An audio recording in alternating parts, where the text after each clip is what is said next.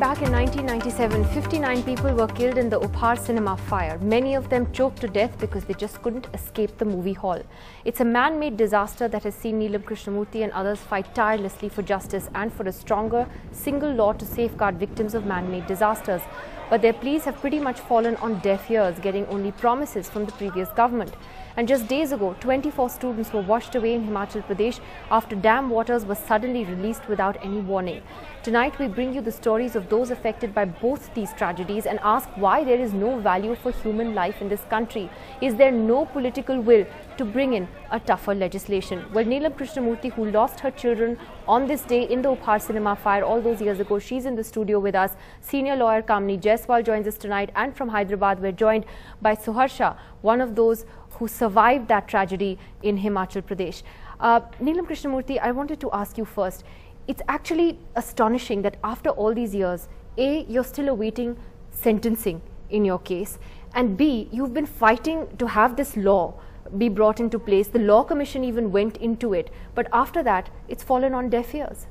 You're absolutely right. It's pretty ironic that even for the last 17 years, the way we've been fighting, and even the Supreme Court judgment that came in, that is too little too late. First of all, let me say that.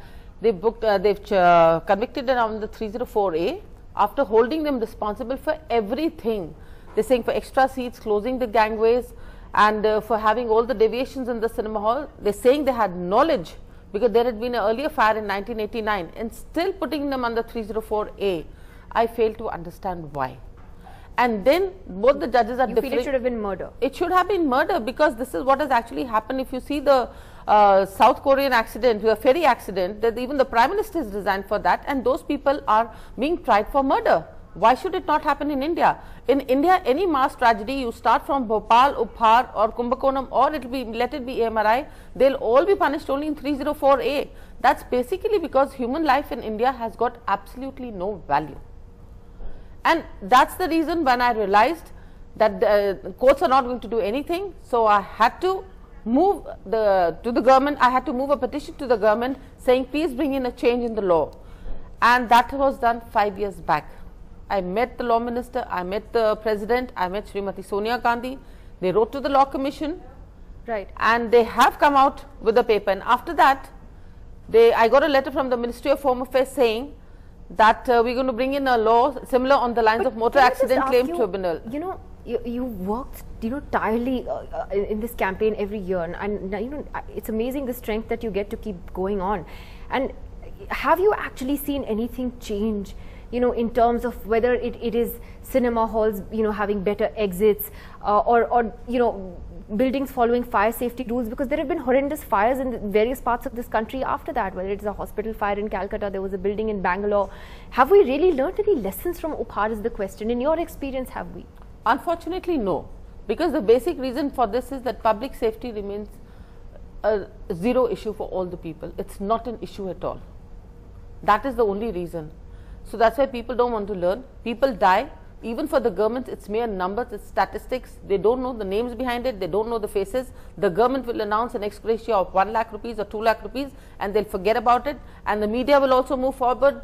The government will move forward. That's not the way it works. It doesn't. Had it happened in another country, I'm sorry. Had Uphaar had happened in another country, these people would have gone bankrupt. They would have been behind bars. Had AMRI happened in another country, I tell you, those people would have been ruined. Okay, Kamini Jaiswal, before I come to you, I just want to go across to Suharsha. My colleague Uma Sudhir is also there in Hyderabad with Robin Bose, who's lost a son in the tragedy in Mandi. But Suharsha, it's just absolutely awful what happened to your colleagues and friends there in Himachal Pradesh. And one of the things that came out from what you told us as well was just the utter lack of even basic signboards to tell you that, this is a danger zone, be careful, if the dam waters are released, you shouldn't be here. And the government claims that sirens did go off, but you're saying that absolutely no warning was given. You didn't hear any siren. There was absolutely no warning in any kind of way. There are no signboards, nothing to say that that's a dangerous place. There are a lot of tourists there, and they should have at least taken lot of tourists come every year. So that is a place where many people may like to visit. So they should take that into consideration and just at least have placed a signboard. That's a minimum requirement. Like who's going to know that water level is going to increase there?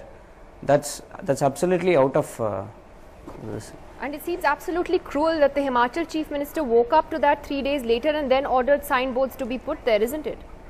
Yeah, the signboards have been put today or yesterday, if I'm not wrong, and that too only in that area, and the fencing only in that area. What about the whole stretch of water body that's there?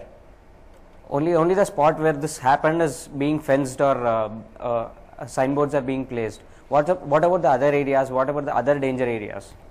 Kamini Jaiswal, weigh in on that. How much of a difference would this law make if this law was changed and strengthened? I think no law will make a difference unless you have speedy justice.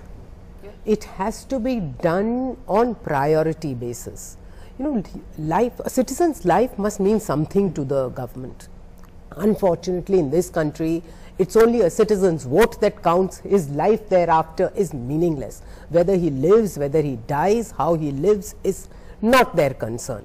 Now, this should have been, you know, this happened 17 years ago. Things have been, it requires them 24 lives to put up a signboard.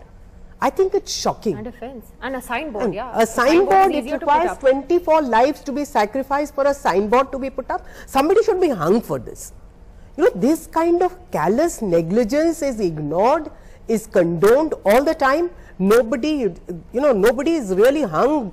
These are the kind of things, when you have mass tragedies like this, for sheer negligence of the people, that is the offence that requires hanging.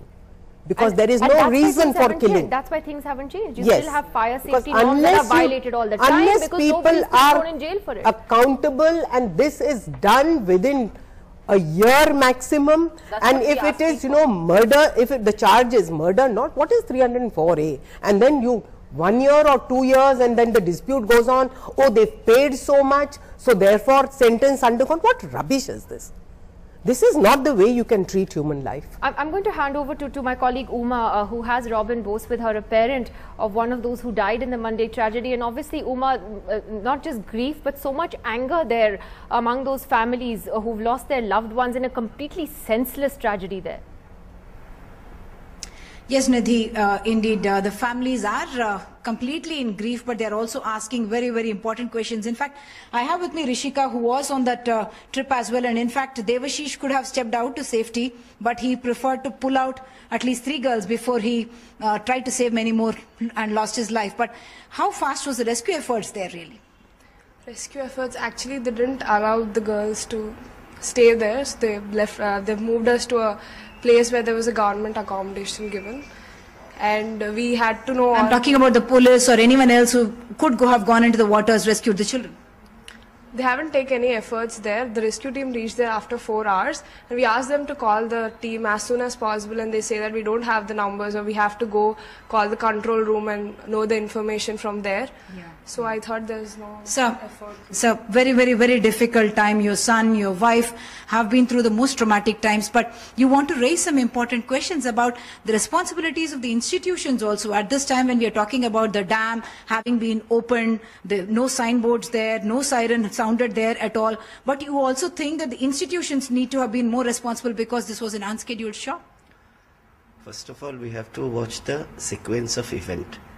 First, the sequence of the event is like this. The bus stopped in an unscheduled place. The second thing, the students were allowed to deboard the bus. The third thing that happened, that they were allowed to go to the seabed. They had a faculty member who was in charge. Who made the bus, why did he allow the bus to stop in an unscheduled area? Why did they allow the students to deboard the bus? Why did the students were allowed to go into the dam, in the river bed? That thing the institution has to first answer. Mr. C.V. Rao, the advisor of the college, is shedding crocodile tears. That is not going to help. College is sure. Do you believe that institutions, when they take our children, they are in a sense de facto parents, and they need to ensure the safety of the children as well? That is the thing. They are trying to catch the thread in between. You have to take the sequence of the event from the very beginning.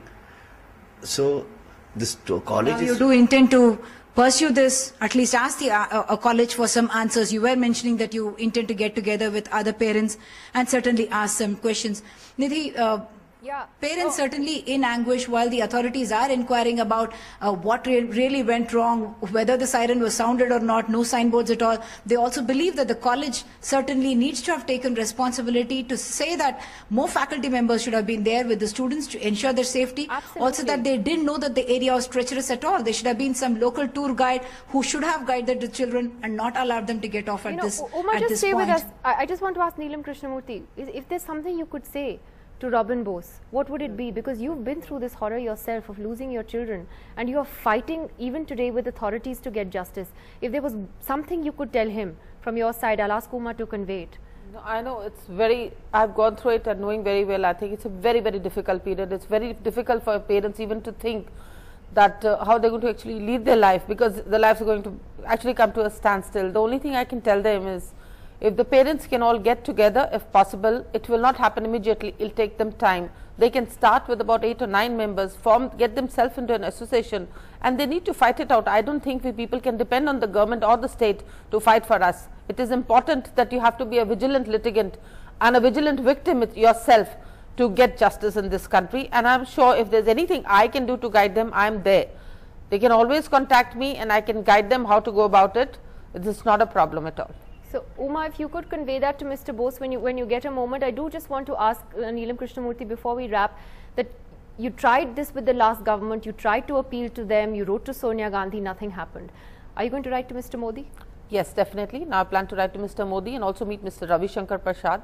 And just to put things in order, like Mr. Kamini Jaiswal was saying, nothing will happen till there is speedy justice. That's one of our demand. Let us say mass tragedies must be tried in a span of 2 years. If you can have rape cases to be tried in a short period, you have cases which relate to northeastern violence, why not mass tragedies? I'm sorry, the number of deaths that take place, they need speedy justice, they need a closure.